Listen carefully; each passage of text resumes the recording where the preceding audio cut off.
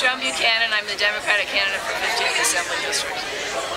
And this would be your first term in the Assembly, yes? Yes, it's my first term running for state office. California is in an internal budget crisis, gets worse every year. What would you do in the Assembly to address the state budget situation? Well, I think there are a number of things we need to do. One is I do think we need to look at every line item in the budget, and if there's any redundancy, we need to eliminate that. We need to do all we can to improve productivity, and I think also we need to start the budget cycle a little bit earlier. The governor releases his initial budget proposal in January, and then we do nothing until the May revise. I think we need to start working on it earlier. I think we need a 2-year budget. I think the budget should conform to the legislative session, which is a 2-year session, and that will force a little bit more long-term planning for everyone.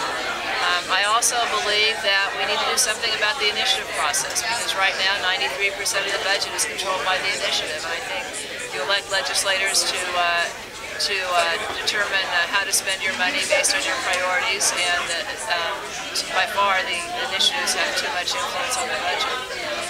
I also believe we need a 55% majority instead of a 2/3 majority to pass the budget. Right now you have a small minority of legislators that are able to hold the budget hostage, which is why it takes 85 days to pass a budget. So I think there are a number of changes we should do. In the long run, we need to have a budget that reflects our values. Speaking of the initiative process, we're looking at yet another special election next year with 2 or 3 ballot measures on it. Would you like to that's still a long ways away, but would you like to just comment on the special election? Well, let me just comment on initiatives in general. You know, you can have people who don't even live in California who can write a check for $1 million or $2 million or $2 million and put an initiative on the ballot. I think initiatives should be the will of the people. And we spend taxpayer dollars for these elections. Oftentimes we pay taxpayer dollars because we don't truly understand them when we're fighting in the court after they pass, and the system is just not working and needs to be changed.